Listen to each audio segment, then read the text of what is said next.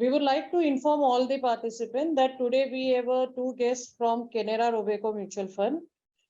They are here to guide us about their NFO. Canara Mutual Fund has recently launched their NFO into the mid-cap category. We have Mr. Ali, who is taking care of relationship with Ashit C. Mehta. We also have Mr. Kiran, who is the co-fund manager of this fund. So I will not waste more time because we are already delayed by 10 minutes.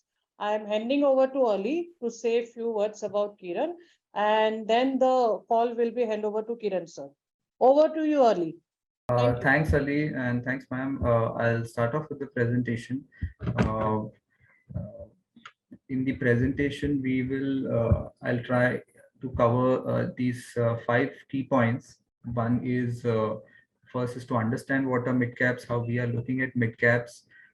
Next is we look at the investment case for mid caps, in a sense why you should look at mid caps, what are the various features and what are the upside potentials that we are seeing in mid caps as a category. Next, we will cover as to where, in terms of the expertise that we bring on the table, as to why you should look at us as an asset manager for a mid cap fund. We will then go into the market, whether on the market timing in terms of whether you should invest into mid caps now, when is the right time to invest into mid caps, and then looking at which are the kind of investors who should look at the Canara Robeco mid cap fund. Starting off in terms of understanding mid caps, as I said, it is clearly understood that the market cap range between 101 to 250 are the stocks which are classified as mid caps. This is as per the SEBI AMFI classification. So in terms of market cap, if we see 16,400 to around 47,200 is the broad range of stocks which will be covered as mid cap, and these are the investable universe for us. Next, this is a very crucial slide. We are trying to see as to what are the characteristics or rather the salient features of mid-cap companies. We all know these different market caps that we have in the market, which is large cap, mid-cap and small cap. But in mid-cap specifically, these show these 5 salient features. First, which is superior growth trajectory. In mid-caps, you will see that the overall growth trajectory is pretty significant. In fact, the last 3 years CAGR growth, earnings growth for mid-cap companies is around 20%, which tells you that the overall growth of these companies is very superior. Next is lower mortality risk. The risk of these companies shutting down is comparatively low because these companies have been there in the market for considerable amount of time. In fact, if you look at the profit before tax for the smallest mid-cap company, that is around 100 crores, which kind of gives you a sense in terms of कि ये companies छोटे नहीं हैं. These companies are pretty big, and as a result of which they have access to capital. इनको business growth के लिए अगर loan चाहिए तो वो access is very easily there because these are not small companies, and इसलिए the risk of the business shutting down is very low. Next, leaders in smaller sectors. So ये mid cap है, इसका मतलब ये नहीं कि ये लोग लीडर्स नहीं हैं. In fact within mid caps there are many leaders, leadership companies which are there. The only difference is these are leaders in smaller sectors. So अगर कोई बड़े सेक्टर में एक specific area या specific business में वो specialize करते हैं, and as a result of which they have very significant market share there, and they are leaders within that category. So that is a specific. These are specific features of mid-cap companies. Next, I would talk about is the promoter and entrepreneur-driven companies. These companies are usually entrepreneur-driven, but in spite of that, they have very professional management. This is something which is unique when you compare it with, say, a large cap, जहाँ पे these are generally professionally run companies, but here there are entrepreneurs who are running the company, so there is a different passion with which the businesses are run, and as a result of which the growth rate of these companies is also significant. So yeah, we have understood that these are the few salient features of mid-cap. Moving on, let's look at the investment case for mid-caps. This is basically, we are trying to tell as to how we are looking at mid-caps. What is the investment case that we are building as to why you should look for these mid-caps. These are the 6 key points which I have put in front of you. The first of which is the domestic growth potential. So I'll briefly tell you about these 6 points and then we'll go deep into each one of them. The first one is the domestic growth potential. So we all know the strength of the domestic economy of India, and mid caps are one of the best places to play this domestic growth potential. And why and how is something that I will explain as we go in the presentation. Second is access to growing pool of leaders. These companies, as I mentioned, are leaders. There are different types of leaders within the mid cap space, and we'll understand more on them in the later slides. They are, if you invest into mid cap, you benefit from under researched companies. So as you all know that mid cap companies compared to large cap companies, अगर आप देखोगे mid cap companies पे research कम होता है. So the information availability between for mid cap companies is also comparatively lower. But as a result of which वहाँ पे growth का potential भी ज़्यादा होता है, because वहाँ पे value re-rating होता है. As more and more people start looking at these mid cap companies, the value re-rating happens, and as a result of which you see higher growth potential in good quality companies. Next is opportunity to invest into emerging themes and sectors. Mid caps के अंदर आपको अलग अलग themes and sectors के अंदर invest करने का opportunity मिलता है, something which is again unique to this market cap. You can also gain from the long term wealth creators. So within mid cap, if you look at the historical performance, the mid cap companies have delivered good performance and have created wealth for a large set of investors, and that's another opportunity that you can get by investing into mid caps. And apart from wealth creation, it also comes with better risk adjusted return. So that is another thing that I will try and show in the forthcoming slides as to how things are with the mid cap companies. First, on the domestic growth potential, as I mentioned, that India's domestic economy is pretty robust. If you look at the mid cap companies, more than 75% of the businesses is dependent on domestic factors. Now, India recently crossed the $2,000 per capita income threshold.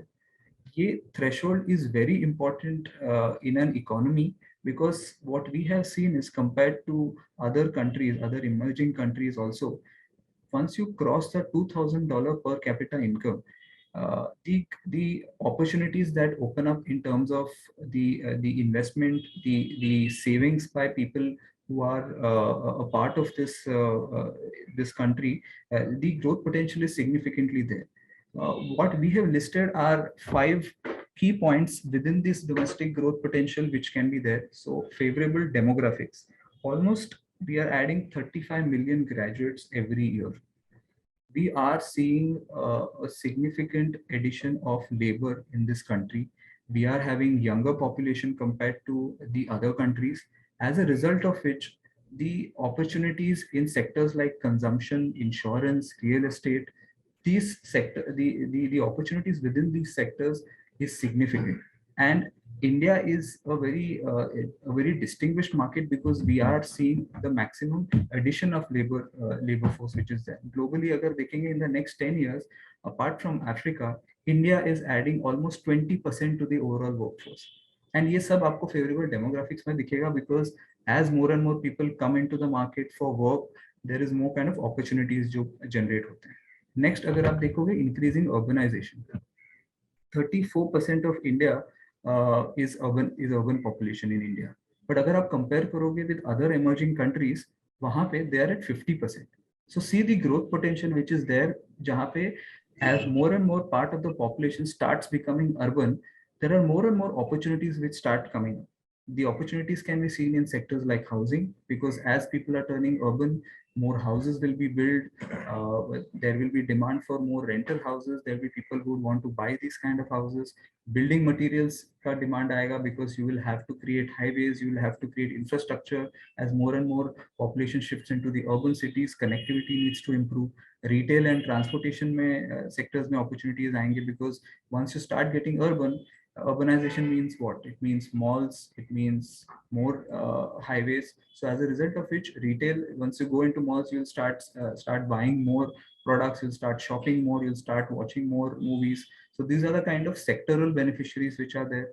Formalization of economy, as and when people start paying more taxes. If you see in India, the tax to GDP ratio is increasing, which means more and more people are starting to come under the tax net. You are seeing GST, which is one of the biggest changes that have happened in the last few years. you are seeing more and more companies also falling under this taxation ambit, and as a result of which you are seeing the formalization of economy happen. And when this formalization of economy starts happening, you start seeing more and more beneficiaries in financial services, staffing, recruitment, transportation. Next is improving income levels and premiumization. इसका मतलब ये है कि once when you have a certain income level, and obviously as the India's population is getting younger, more and more people are getting urbanized, the overall income levels are also rising. As the income levels are rising, people will start looking at premium goods. So, for example, if a person was earning an X amount as salary, even if the salary goes up, the amount of food intake that is there remains constant. What he starts buying is, instead of a normal phone, he'll start buying, say, an iPhone. Instead of traveling through public transport, the person will start looking at a car. And travel to work using private transport. So these are certain sectors which will start gaining prominence. So you will start seeing healthcare services, branded products, auto, as I explained. These are the sectors which will start seeing beneficiaries. And as I explained at the start of this slide, that 75% of the businesses in mid caps are domestic factors. Most of these sectors, you'll find companies which are mid caps, which will find these kind of beneficiaries, as a result of which you should look at mid caps to gain the benefit from the domestic growth story. Moving on, the next, as I mentioned, is access to the growing pool of leaders. This is very interesting. When we looked at all the mid cap companies which are there in the universe, we could see that there are many leaders in this in this whole set. So between 101 to 250 market cap companies, there are different types of leaders. So what we have tried to do is we have classified these leaders under three categories. One is aspiring leaders, niche leaders, and dominant leaders. The leaders are defined by either revenue, volume, or profit growth. So there are different characteristics that we listed down on which we could identify that these are companies which are leaders. Going first, if you look at aspiring leaders are those set of companies जिनका market share 10% से कम है in their respective space. As I mentioned, these companies are leaders, are not yet leaders, but they aspire to become leaders. They see such fast business growth, earnings growth, that we believe that these companies will become leaders going forward. And these are the companies that we would like to identify and include in the portfolio of Canara Robeco Mid Cap Fund in this product. So, for example, if you look at these icons, ये जो दो पैर के mark है, the icons which are there, these are reflective of certain companies which are there, which are, for example, Relaxo Footwears. We are the second icon is Dr. Lal Pathlabs, and the last one is Trent. So these are companies which are listed, which we believe are aspiring leaders. Again, these stocks that I mentioned are not a recommendation that these are the stocks which will be a part of the portfolio. This is to make you understand that which are the kind of companies which will fall under this category. And by we're classifying them under aspiring leaders, is their market share of these companies is ideally less than 10, less than 15% within that industry. So Relaxo Footwear somewhere around 8 to 10% market share, Trent which is around 2% market share. But the growth of these companies is so strong that these people can become future leaders. Moving on, the niche leaders. In niche leaders, these are the companies, the market share of which ranges between 15 to 50%. These companies are already leaders, but these are leaders in a specific category. So if you look at the icons, the top icon refers to Voltas, the car and the car icon refers to endurance. The tire company that we're referring here is MRF, and the bottom icon refers to Page Industry. So these are the kind of companies which are niche industries. To give you an example, one of another company within niche leaders that can be identified is Apollo Tires. This company, while is not an overall market leader in terms of overall tire space, but it focuses more on the bus and truck tire segment, and it's a market leader there with almost 29% market share there. So again, so as I mentioned, it is a particular segment within a large sector, and in spite of it not being a large cap, it is a leader within that category. And these are the kind of companies that we look to identify for the portfolio. Moving on, dominant leaders. In dominant leaders, you look at companies which are more than 80% kind of market share. So if you look at IRCTC, which is one of the icon there, that company has little monopoly in terms of the ticketing business. You have Blue Dart, which is another icon which is there, which has a large proportion of the overall airspace delivery sector. You have Varun Beverages, you have United Breweries. These companies are dominant market share leaders, and these companies show strong growth potential. That's something that I'll show in the forthcoming slides. But this is going to be one of the key portions of the portfolio where we are going to identify leaders within this entire mid-cap space and invest in them. So within the leaders, another interesting thing that we saw is that within the BSE Midcap 150, almost 32% of the BSE Midcap 150 were leaders in 2018. This proportion has increased to 42% by 2022. So what we're seeing is that the share of leaders within the S&P BSE Midcap 150, that whole pool is also becoming more potent, and more companies are becoming leaders within this category, which is a very good sign because that increases the kind of investment space for us. So when we look at leaders, as we are seeing that more and more companies are becoming leaders, that gives us good amount of opportunity to invest, and that's something that we feel is very unique for the mid cap space. So while this investment pool is rising, it's also performing well. So now what we saw is that if you look at the performance of these leaders over a period of 1 year, 2 year, 3 year, 5 year, and 7 year, they have outperformed the general BSE Midcap 150. So as I have explained in the last few slides, that there are certain leaders within this category. There are different types of leaders within this category. The number of leaders is increasing, and also the performance of these leaders is better than the generic index. So we intend to look at these kind of opportunities in this product, and that's one of the key factors that I wanted to point. The next investment case for midcaps that I wanted to highlight was under-researched companies. So as I mentioned, in terms of market cap, the mid-cap space has lesser number of, on an average, lesser number of analysts who are tracking these companies. So this is data compiled from Bloomberg, where we looked at what are the number of analysts tracking the companies within this different market cap range. So if you can see between the market cap companies, once you rank them, between 101 to 150, there are only 21 analysts on an average tracking the stock.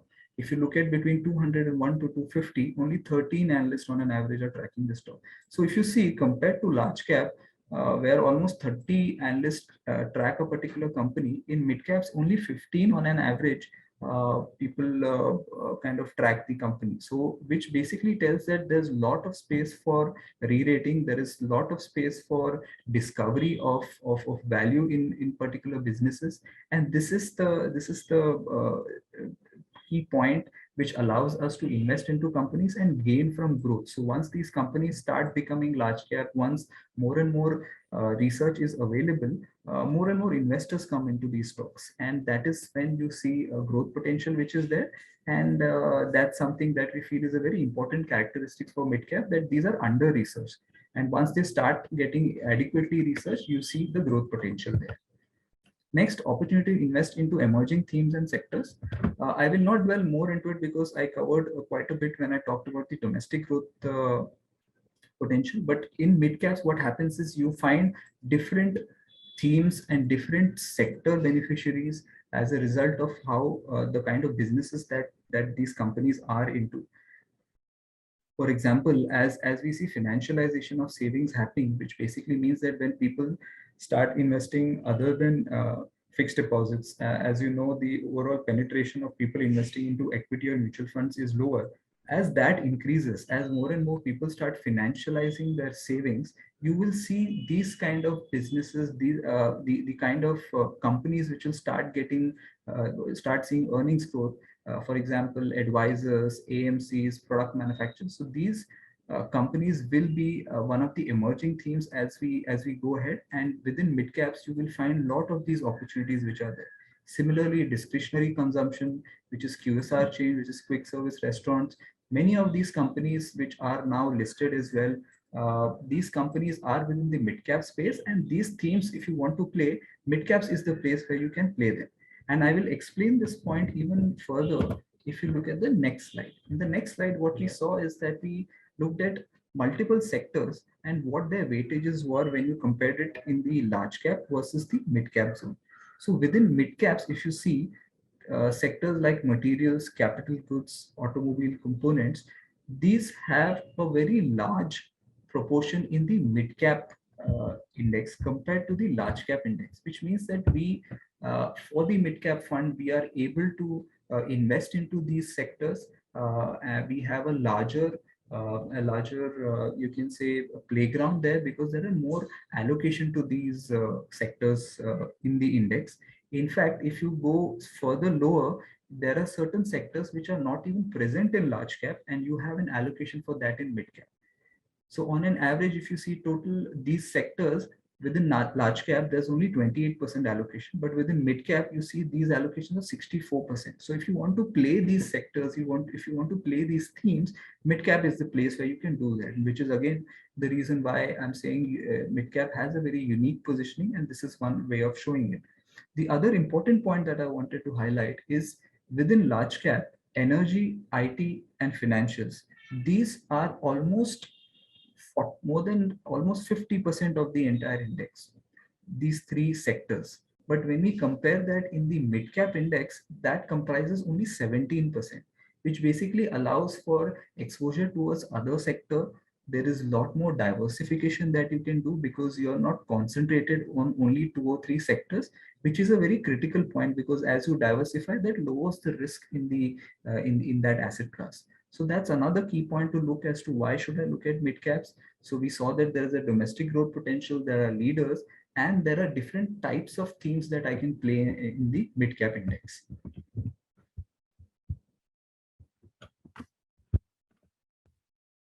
Yeah. Next, so while we have seen all these characteristics, this mid cap companies have delivered returns as well.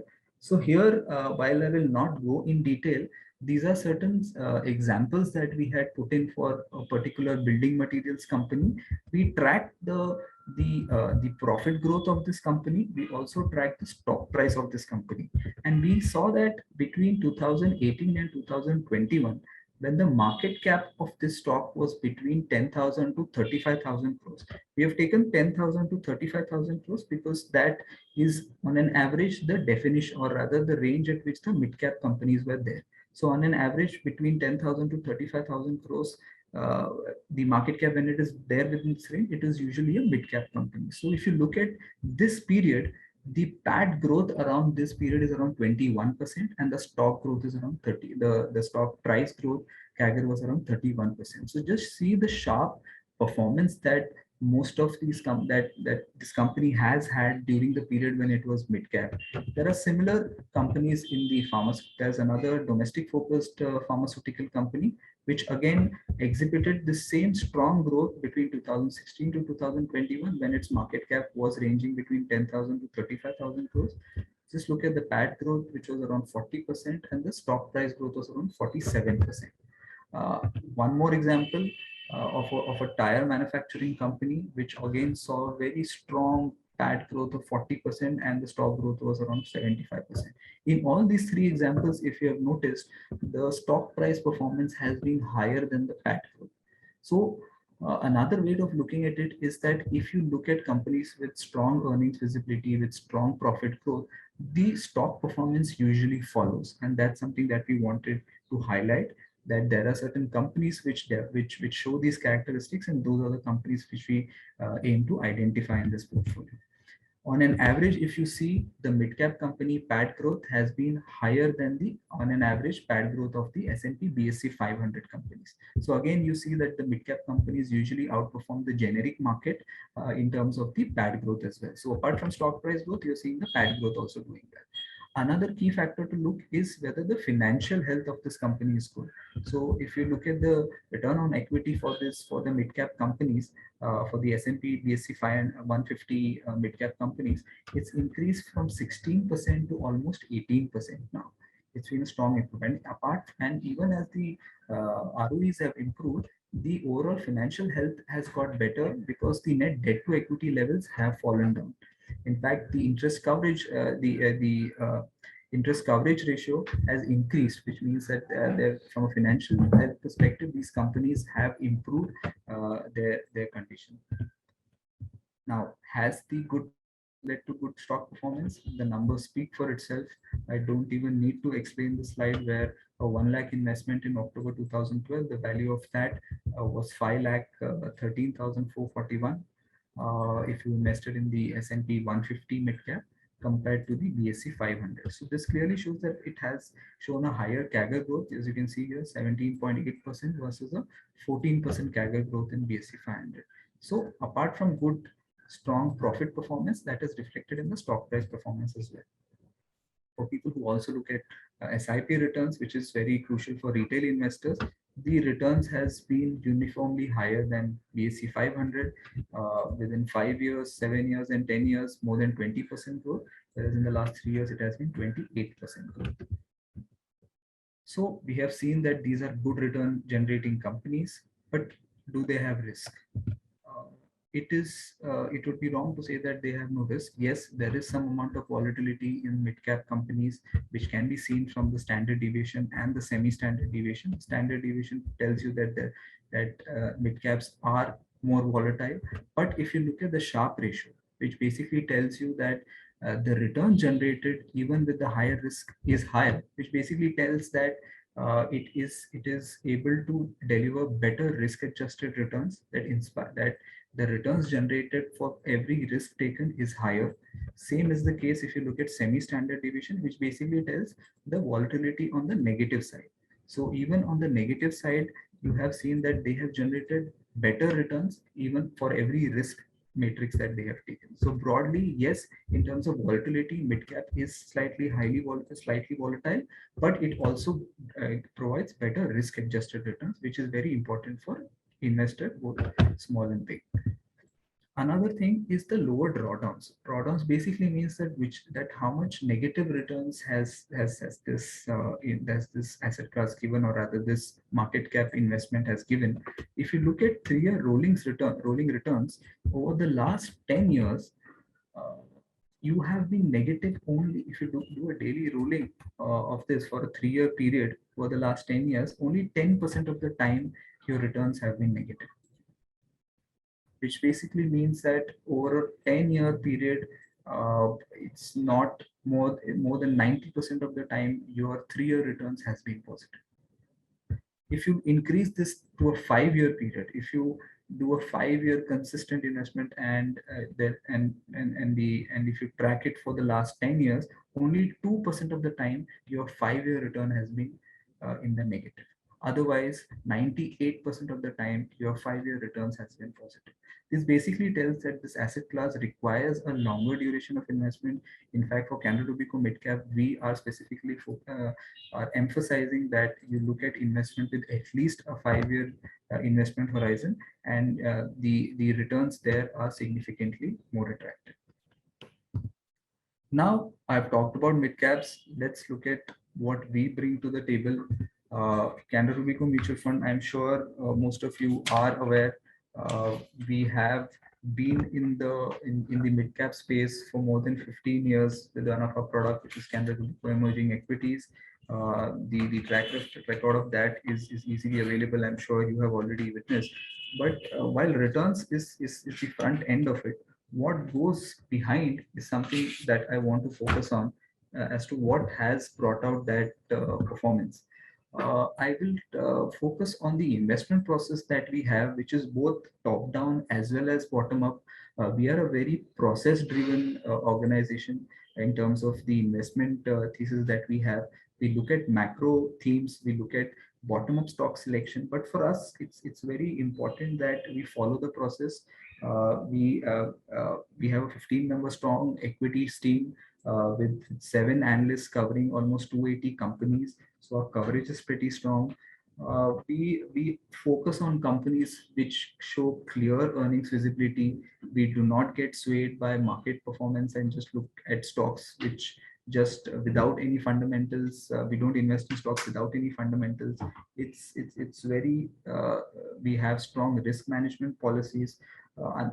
If you look at the process, the ideation stage itself covers both top down in terms of macro. We look at business cycles. It also looks at the bottom up stock picking, which basically is a result of the in-house fundamental research. We do management meetings, we use sell side research, we have sector specialists within our company, which bring out stock ideas. And once those stock ideation happens, we look at it from a prism of three key factors, which is competent management, business fundamentals, and valuations. I'm sure you've heard of these terms, and you've heard of many AMCs do the same thing, but we speak with our results. You have seen the performance, you have seen over an extended period of time the quality of portfolio that is there. You will not find stocks with any questionable integrity in the portfolio, and that is the reason, and that is a result of we following this process with a very strict hand. So we look at management which is credible. We don't look at questionable management. We look at fundamentals in terms of we have different matrices on which we look at we analyze a particular company. We look for capital efficiency. We look for companies which have a higher growth within the industry which is there. We look at different parameters, ROE, ROC. Earnings visibility is something which is very key. Even if the company might be a leader, but if it doesn't show earnings visibility, we would not look at that company. We would not like to add that company in the portfolio. And these are the kind of fundamentals that we go with. One very interesting thing that we have seen is that the overall if you look at the earnings of companies, the earnings growth of companies and the index performance is more or less similar over the last 15 to 20 years. So if you just focus on investing into companies whose earning growth is good enough, if you're looking at companies with the fastest growing earnings, you will automatically see the performance of those companies also reflect. So our focus is very uniformly on identifying companies with strong earnings growth. On the final portfolio design, I'll speak specifically on the liquidity part, where we believe that the NAVs of our funds should reflect the actual value of the portfolio. So, which is the reason why we make sure that the portfolio that we buy are liquid. They do not really they do not face the event where if you try to sell those stocks and the value of that stock crashes. It should be fairly liquid. In small cap also, we have put in particular systems in place where no single stock had more than 3% allocation in the is allowed more than 3% allocation in the portfolio. In mid cap, we have taken a slightly more leeway. We look at we will have not more than 4% in a single mid cap stock, and that's something that we have followed religiously in our respective funds. For mid cap fund, it's around 4% for us. So that's on the process. The next is on risk management. A lot of people tend to ignore this slide, but we have very strong importance for this. As fund managers, our responsibility is not just generating returns, but it's also risk mitigation, and that comes as a process, as a part of our risk control measures that we have. We make sure that there is strong portfolio diversification and there's not strong product portfolio stock concentration, which increases the risk in the portfolio. And we have laid down many other risk measures in place so as to make sure that the portfolio risk is contained. Another thing is that we are one of the few AMCs who have institutionalized or rather standardized the process of stock addition in the portfolio. So if you are adding a stock in our investment universe, it goes through a process. It's not that a fund manager can identify a particular stock and straight away start buying. It has to go through a process where the analyst will discuss this company with the respective fund managers and the head of equity. It then is approved there, and then it is sent to the risk management department and the compliance department. And after that, it gets added into the system. And after that, only a trade can be put up. So there's a long process. It's not haphazard that we like a particular stock and we straight away start buying. There's a due diligence in process, and there's a due process which is followed. So that's what I wanted to highlight in risk management. Now moving on to how we are different and what we are going to do in Canara Robeco Mid Cap Fund. These are the three key things that we are going to keep in mind. Management pedigree, something that I already talked about. It's a part of our investment process itself, that we only look at competent management. Any company with questionable integrity is not a part of the investment universe itself. Uh, for mid cap fund, what we'll be looking at is that we will look at industries which are the fastest growing industries within the mid cap space. Within those industries, we will look at companies which are faster within their peers. So the intersection of these three, which is the fastest growing industries and the fastest companies within these industries, and the ones which are having competent management, that is going to be the bullseye for us. That is going to be the portfolio. If you look at the portfolio breakup, uh, it will be clubbed under these three headings, which is high growth companies, compounders, and turnout beneficiaries. High growth companies will be a larger part of the portfolio, approximately more than 50% of the portfolio. Compounders and turnaround beneficiaries will be around 25% of the portfolio. Again, these will be dynamic, but we will be having higher proportion to high growth companies. To understand this better, I will take you to this slide. So this is more like a summary of what I have explained. There is 150 mid-cap stocks, out of which we will be identifying fast-growing industries. Within those fast-growing industries, we will look at the fast-growing companies, as I mentioned, which usually are the leaders. We will look at companies which are domestic beneficiaries, which will become a part of the high-growth company ambit of the portfolio. So this is going to be a large part, which is what I mentioned, is around more than 50% of the portfolio will be these.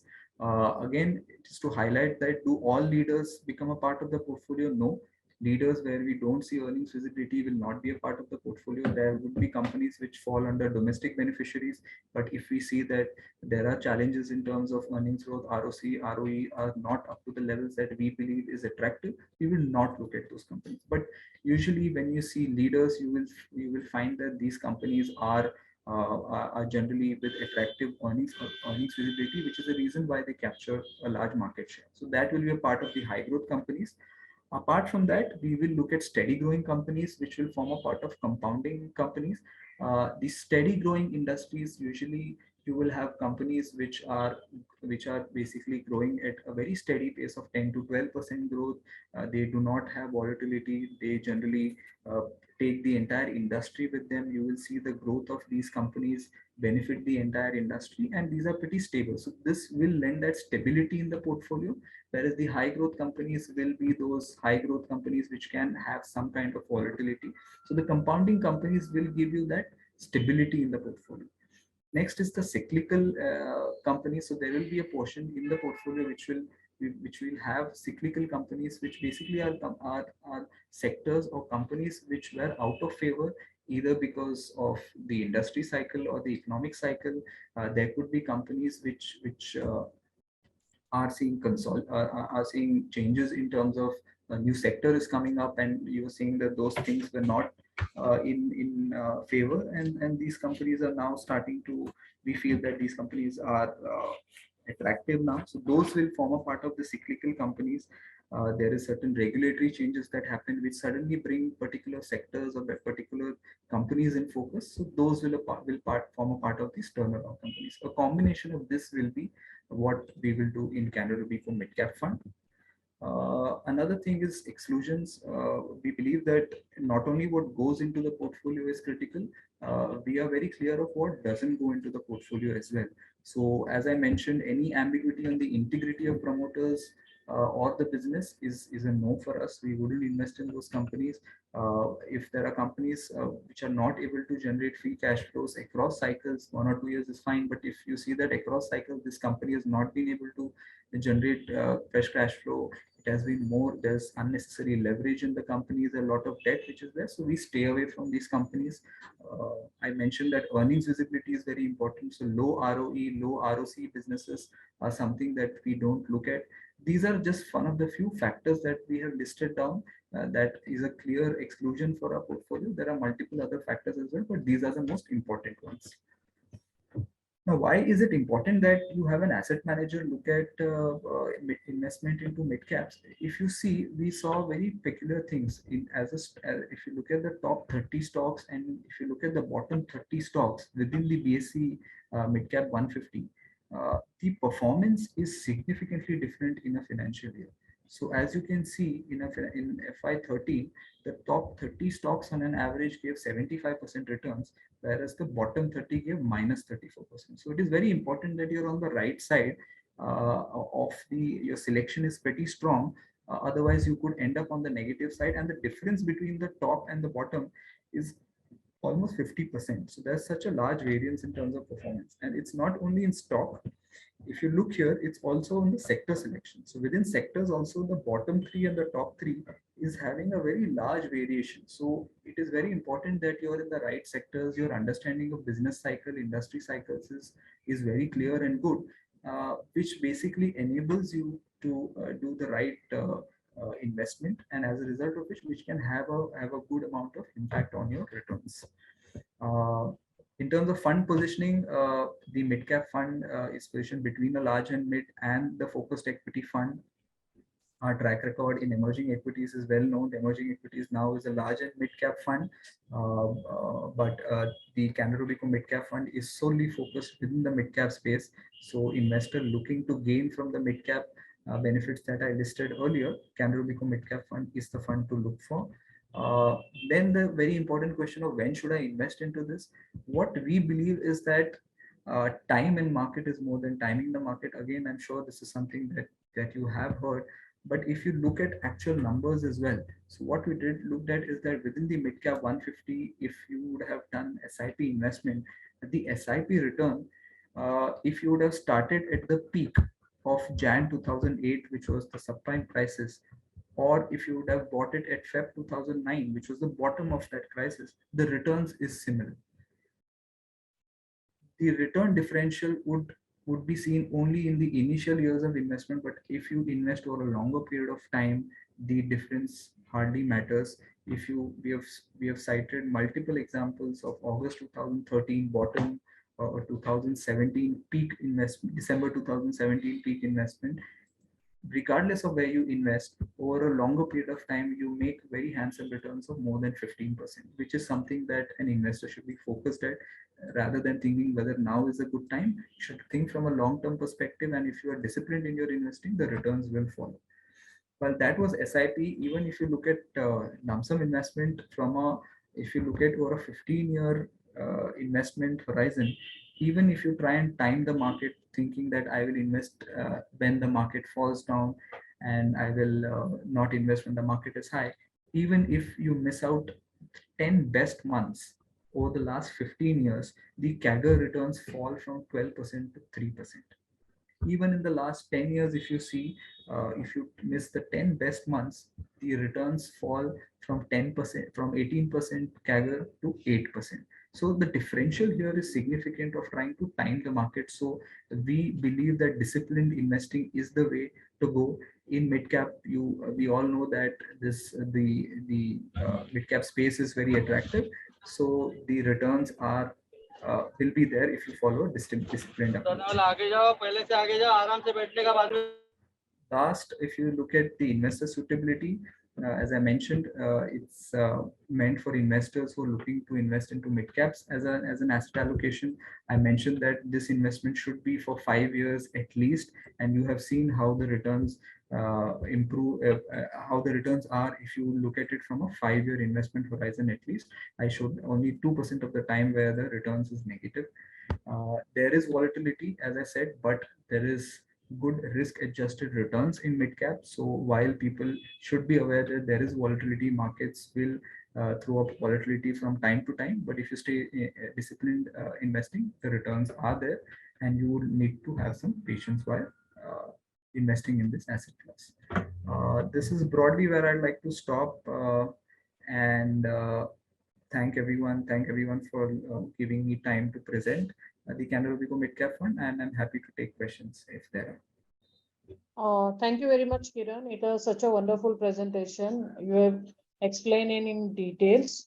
I would request if anybody has any question, they can ask. They can unmute themselves and they can ask the question. We can wait for 2 to 3 minutes to get the question. Thank you.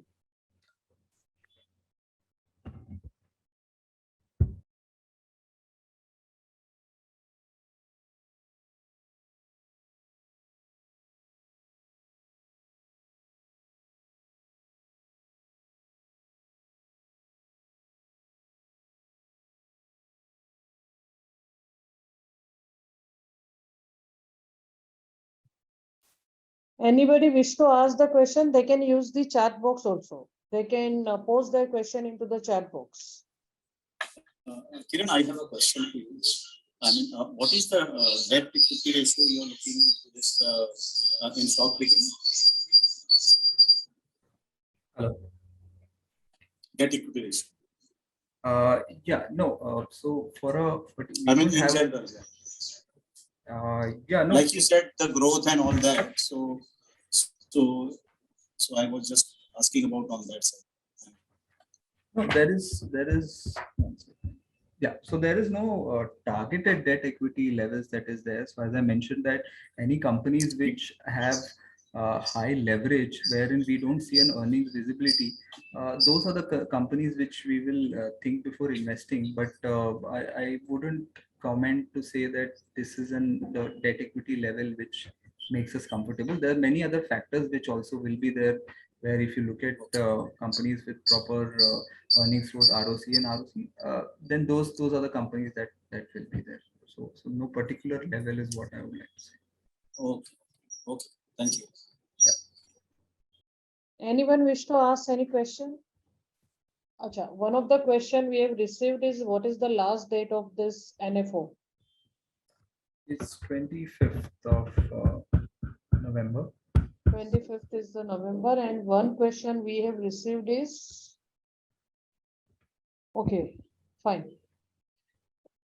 Okay, thank you, Kiran sir. We are not getting any further question from anyone. So I think everybody has understood the product in detail. I want to say thanks to you as well as Ali to give us the opportunity to arrange this con call and spare some time and give us the insight about this NFO. Thank you very much. And we are winding up a call. In case anybody has any question, they can contact their relationship manager or they can contact us on the customer service number. Thank you. Thank you. Anju ma'am, thank you for the opportunity, and Kiran also thanks for addressing the audience. Thank you.